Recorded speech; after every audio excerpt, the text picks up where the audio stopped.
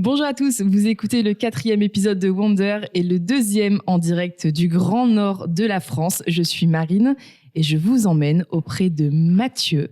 Alors Mathieu, c'est un homme aux multiples facettes et c'est quelqu'un qui a beaucoup de choses à nous raconter, je vous le promets. Comment vas-tu Mathieu ? Ça va très bien, très, très content de partager ce moment avec toi et avec vous. Écoute, merci beaucoup d'avoir répondu présent. On a quand même beaucoup discuté en off, que ce soit pendant des after-work ou même en se croisant dans les couloirs. Du coup, j'aimerais savoir comment tu es entré chez Abilsen. Alors, once upon a time, déjà, je parle rapidement de mon parcours, de ma formation. Moi, j'ai une formation qui, de base, n'est pas ni technique, donc je ne sors pas d'une école d'ingénieur, ni commerciale. Moi, j'ai une formation en ressources humaines, management, contrôle de gestion. Et donc, tout naturellement, je me suis orienté vers le commerce. Et donc, après quelques années dans le commerce, dans un environnement retail, donc grande distribution, dans des enseignes diverses et variées, j'ai aussi fait mes premiers pas donc par la suite dans le B2B. Et j'ai découvert le monde des ESN, on disait SS2I à l'époque, donc société de services en environnement informatique. Et à un moment donné, il y a eu une envie de me frotter à plus de technologies, plus d'enjeux au niveau des projets, toujours bien sûr avec du projet et puis du commerce avec un grand C au milieu de tout ça. Et je tombe sur une annonce, une société qui s'appelle Abilsen, qui recherche un ingénieur d'affaires pour les Hauts-de-France. Et c'est là que l'aventure a commencé parce que je suis passé par un entretien collectif avec à l'époque celui qui maintenant est notre CEO, donc Florian Massot. Et donc, je postulais pour un poste d'ingénieur d'affaires dans les bureaux du nord de la France, à Lille. Et puis rapidement, si je te fais la rétrospective, donc d'ingénieur d'affaires, j'ai pu évoluer en tant que business manager. Donc, je travaillais, j'encadrais j'encadrais une équipe de consultants sur des activités industrielles. Et donc, je faisais du développement d'activités sur la région Hauts-de-France. Je disais encore Nord-Pas-de-Calais à l'époque, donc ça date. Et puis, j'ai eu l'opportunité de construire une équipe plus importante et ça m'a amené jusqu'à un projet d'agence. Donc, notamment la création de l'agence de Valenciennes, donc ville chère à mon cœur parce que je suis valenciennois d'origine. C'est un projet qui m'a porté pendant un certain nombre d'années. Puis, un moment important, j'ai eu l'opportunité, j'ai pris la décision de basculer sur une fonction plus transverse, donc, et sur une création de poste, celle de directeur commercial pour le périmètre Grand Nord dans un premier temps. Et ça m'a amené très très vite à travailler des sujets groupes. J'ai eu cette envie de pouvoir impacter sur l'entièreté du groupe et de ses filiales. Et c'est pour ça qu'on m'a proposé, en l'occurrence, Florian Massot et puis Lionel Viano, le patron de la stratégie groupe, m'ont proposé de les rejoindre sur une fonction qui n'existait pas à l'époque, celle de directeur commercial, mais pour le groupe et ses filiales. Okay, donc 2 créations de postes finalement pour toi. Oui, ça a été à la mesure. Il y a eu une demande, il y a eu une écoute, oui. Il y a eu de la proposition, il y a eu du brainstorm, et puis ça s'est fait naturellement. Après, on se côtoyait déjà depuis pas mal d'années, donc on savait ce qu'on allait retrouver au bout, mais effectivement, ça a été deux étapes importantes. Ouais. Donc voilà, il y a eu 2 créations de postes. C'est chez Abilsen depuis plus de 10 ans, même 15 ans, il me semble. Alors, je vais fêter ma 15e bougie en décembre de cette année. Donc, je suis dans la 15e année, effectivement. Donc, c'est quand même vachement impressionnant. Et qu'est-ce qui te passionne le plus dans tes activités ? Si tu veux nous dire un petit peu. Dans le rôle que j'occupe aujourd'hui, il y a pas mal de choses. Mais si je dois en sélectionner quelques-unes, en tout cas, ce qui est le plus cher à mon cœur, déjà, c'est une fonction qui me permet d'être en interaction avec la totalité du groupe. De l'ingénieur d'affaires au recruteur, en passant bien évidemment par le comité de direction, les directions des différentes régions, les directions des différents pays, puisqu'on est présent certes en France, mais aussi en Belgique, en Italie, en Luxembourg, Suisse, Espagne. Donc cette interaction avec toutes les équipes du sol au plafond, au travers d'instances, au travers d'outils, de challenges d'animation commerciale, etc. Ce qui me plaît beaucoup aussi, j'ai beaucoup parlé de commerce juste avant. Cette fonction, elle a pour but d'aider le groupe à se structurer commercialement pour faire face aux enjeux de nos clients, qui sont des clients importants, des gros équipementiers, constructeurs, de l'aéronautique, du ferroviaire, des grands acteurs du digital, du retail, j'en passe et des meilleurs. Et donc, travailler au contact des clients sur des partenariats grands comptes avec des impacts nationaux, européens, même mondiaux pour certains. Donc c'est passionnant parce qu'il y a beaucoup d'actions, beaucoup d'interactions avec ses clients, mais aussi un gros travail d'équipe. À nouveau, je le redis, beaucoup d'interactions avec les agences, les régions qui sont concernées. Et puis, et ce qui est hyper plaisant, c'est que quand il y a des belles victoires, des projets, des référencements et autres, c'est des victoires collectives.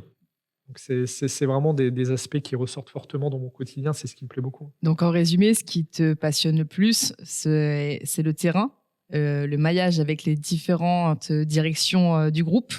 Et le fait aussi de pouvoir te déplacer, rencontrer à la fois les clients et les personnes en agence. Voilà, exactement. Ouais. C'est vrai que tu as beaucoup voyagé aussi récemment. Ouais, le terrain de jeu a pas mal évolué d'année en année. Hein.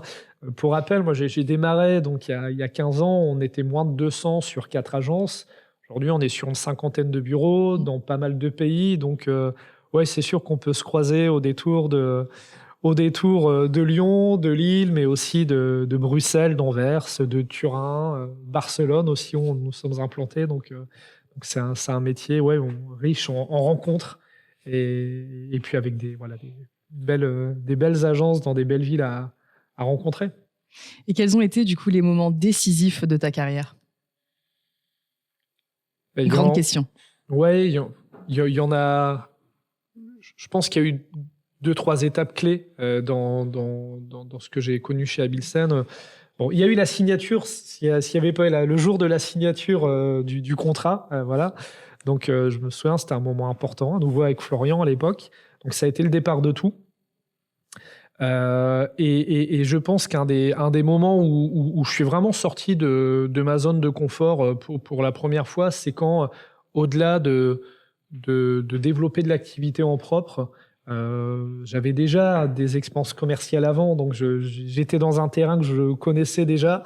C'est le jour où il a fallu transmettre, coacher, et j'ai beaucoup appris à ce moment-là, qu'au-delà de savoir transmettre aux autres, on apprend aussi beaucoup sur soi. Ça m'a permis de découvrir d'année en année le type de manager que j'avais envie d'être.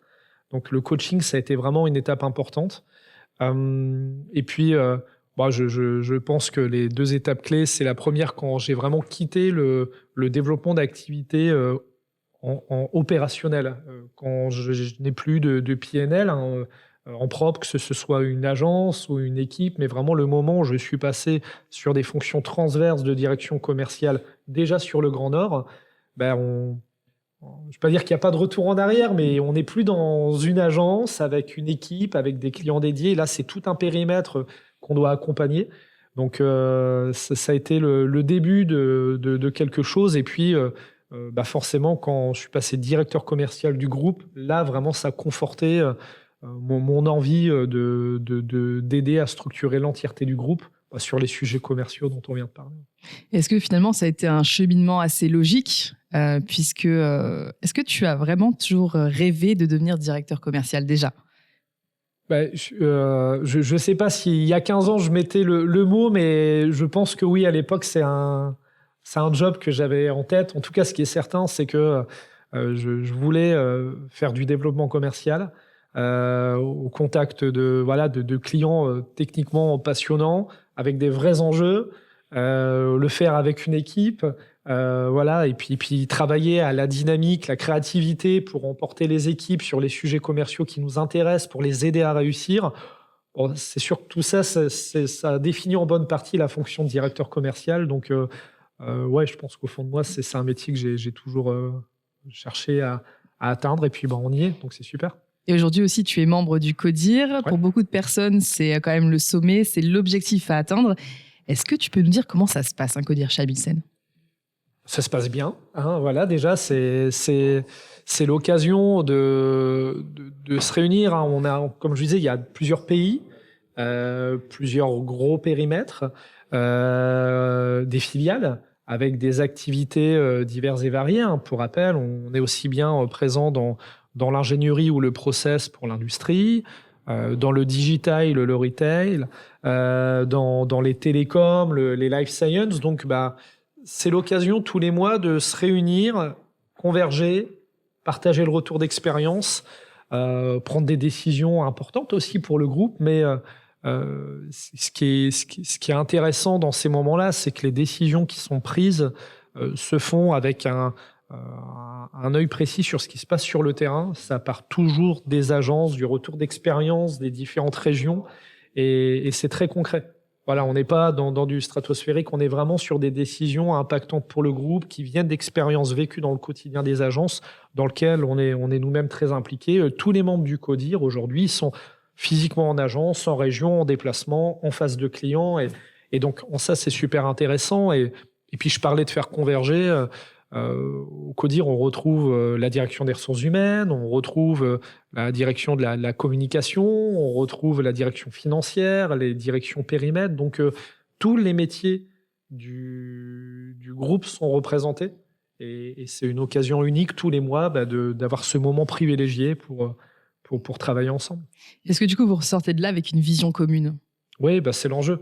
C'est l'enjeu, et ce que ça nous permet, cette vision commune, on la travaille en regardant dans ce qui s'est passé hier. Hein, voilà, encore une fois, je parlais du rétex, c'est important. On regarde ce qui se passe aujourd'hui, et puis on fait converger notre réflexion et nos décisions sur ce qui se passe demain, sur même ce qui se passe. Tu vois, j'étais en comité de direction ces 2 derniers jours. On s'est réunis à Paris avec tous les membres du CODIR. On discutait de ce qui va se passer en 2025, en 2026. On réfléchit au plan stratégique, à l'actualité de nos clients, au marché qui évolue, le marché des clients, le marché des candidats, comment on peut s'adapter à tout ça. Donc c'est très concret encore une fois. Et puis on traite de sujets immédiats comme de sujets où on est plus dans l'anticipation. Donc finalement, les CODIR mensuels sont là pour que vous puissiez tous vous inspirer les uns des autres avec les réalités du terrain. Exactement. Ouais, c'est une occasion unique tous les mois de se retrouver, de prendre un peu de hauteur. Parce on est vraiment dans le day-to-day aussi. Hein, ça nous rattrape vite, le nez dans le guidon, et c'est ce moment où on appuie sur le frein. Encore une fois, on prend un pas de recul, on partage les retours d'expérience, puis voilà, on se connaît depuis un certain temps. Pour même certains, ils sont depuis les débuts avec moi aussi. Donc, on a pris l'habitude de travailler ensemble, et non, c'est un moment privilégié qui nous permet encore une fois de sortir un peu de l'apnée du quotidien, et puis de prendre un pas de recul sur nous, sur le marché, et puis de prendre les meilleures décisions possibles. D'accord. Écoute, ça a l'air vraiment très, très intéressant. J'espère que chacun aura un jour l'occasion de faire partie d'un CODIR, parce que c'est quand même vachement inspirant. Et est-ce que tu aurais quand même des anecdotes à nous raconter ? Je te laisse choisir la thématique, s'il y en a beaucoup. Faut aller chercher 15 ans d'anecdotes, c'est pas simple. Mais si, ça fait un peu caricatural, mais en même temps, c'est comme ça que ça s'est passé. Comme je te disais, il y a 15 ans, moi j'arrive dans le groupe, on est 200, même moins de 200 nationales, 4 agences, pour rappel, une 50aine d'agences aujourd'hui, donc c'était pas la même dimension, même si on reste un groupe à taille humaine. Et au début, je nous revois dans un 20 mètres carrés, avec Florian Vassaux. On était 3-4 dans la même pièce, avec un brouhaha, parce que forcément, quand tu as 4 personnes qui appellent du matin au soir, c'est assez bruyant, mais c'était l'effervescence de la création de la région. Je crois que quand j'ai initié avec Florian les activités dans le Nord, on était une 30aine de collaborateurs. Là où aujourd'hui, on est 250. Donc, ça fait un peu Google qui crée la structure dans un garage. Abilsen n'a pas été créé dans un garage. Mais voilà, c'était des petits bureaux. Ouais. Je suis avec beaucoup de nostalgie, on jette un coup d'œil à cette période-là et on s'en souvient. Elle nous rappelle de où on est parti pour mieux avancer vers là où on a envie d'avancer. Donc ça, c'est c'est un souvenir qui est très cher à mon cœur. Et puis, ouais, une anecdote sympa, il y a 8-10 ans, le groupe a commencé à évoluer, on a commencé à s'attaquer à des activités plus engageantes, à des clients plus importants, plus exigeants. Et puis, je me souviens d'un premier référencement que j'ai pu aller chercher. Alors, j'étais pas seul, il y avait un boulot d'équipe, on était plusieurs autour de la table. D'un référencement, on s'est retrouvé face au gros du secteur. Et quand tu te dis, bon, on est une société, on est un middle player, on se retrouve face au plus gros pour aller chercher une place dans un top 3 national. On se souvient encore pour un fabricant numéro 1 de l'automobile en France qui fait beaucoup parler de lui dans l'électrique. Donc, je pense que c'est pas compliqué d'identifier. Et ouais, le jour où, après plusieurs mois de boulot, on ressort en étant dans un top 3 national, c'est une fierté, c'est un boulot d'équipe, et puis ça a été immédiatement impactant pour tout le groupe. Donc, c'est un super souvenir. Ouais.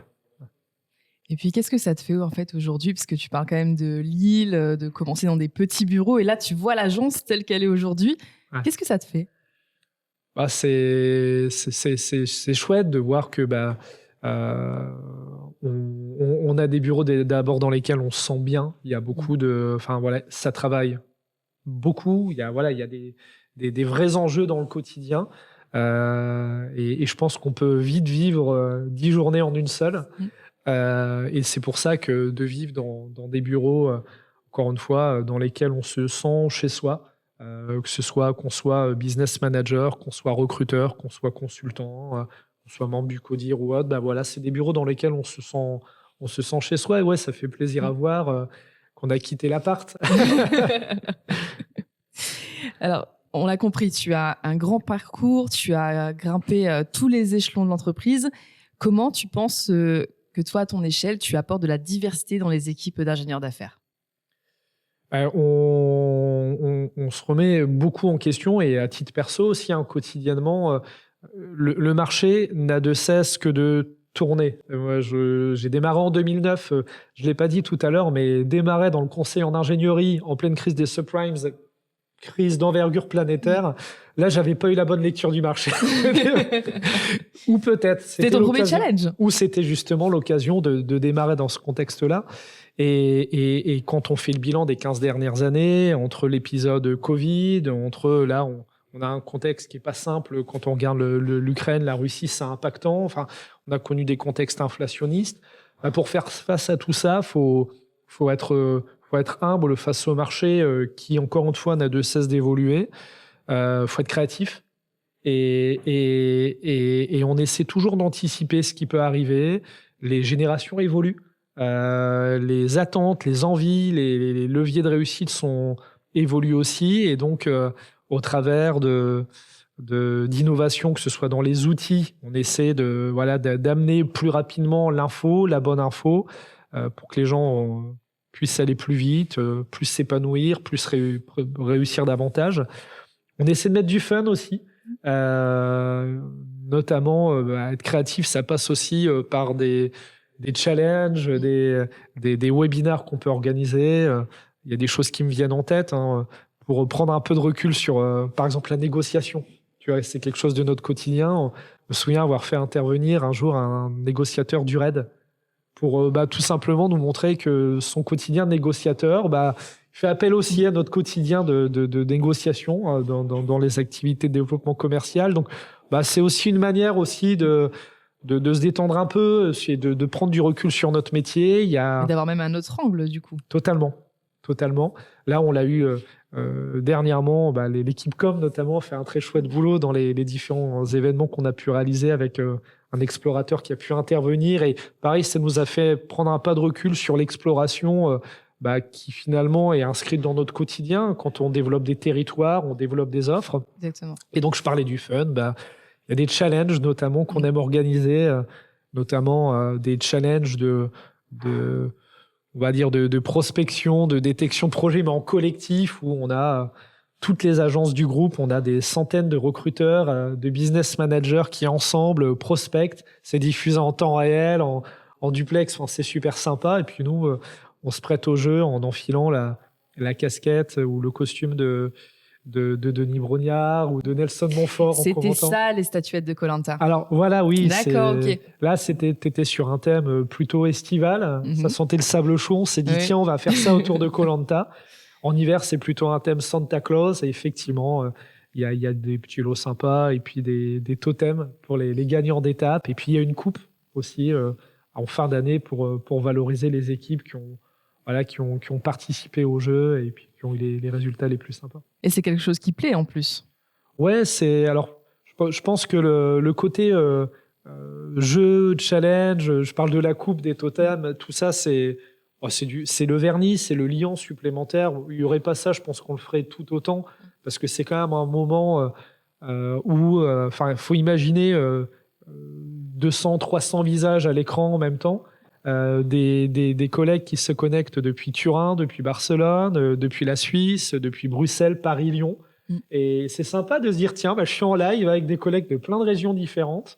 Et rien que ça rassemble les équipes recrutement, les équipes développement commercial. Donc, c'est super sympa. Ouais. Et ça crée aussi une synergie, une solidarité dans le collectif. Oui. Il y a un côté solidaire déjà au sein même des équipes. C'est comme un peu sur une étape de Tour de France. Quand tu es dans une équipe et que tu vois que tu as l'un de ton équipe qui fait une échappée, qui part devant, tu es content pour lui et puis tu vas essayer de l'aider à garder la première place. C'est la même chose au sein des agences. Il y a une super émulation. Il y a dans ces moments de jeu, il y a une compétition mais hyper saine. Bien souvent, quand une agence remporte une étape du challenge, les autres agences applaudissent la performance. On se passe un petit coup de fil pour se dire bravo. Et je t'ai déjà entendu ici animer des Do It Day. Ouais, je t'ai déjà entendu coacher. Ouais, c'est sympa. On est dans le jeu, on le fait. Alors c'est rigolo, on est un groupe international aussi, on le fait en plusieurs langues. Donc tu commentes les chiffres en français, en anglais, en néerlandais aussi bientôt. Donc c'est sympa. Tu pourrais nous faire une démonstration de néerlandais? Ik ben Mathieu Sesny van Abilsen. J'ai arrêté mon néerlandais au bout de quelques cours, mais voilà, je peux. C'est déjà très bien parce que je n'ai absolument rien compris. En tout cas, c'est parfait. Et est-ce que tu aurais quelques tips aussi pour les ingénieurs d'affaires en devenir? Parce que tu animes ça depuis le début, tu as été toi-même ingénieur d'affaires. Est-ce que tu aurais quelques conseils?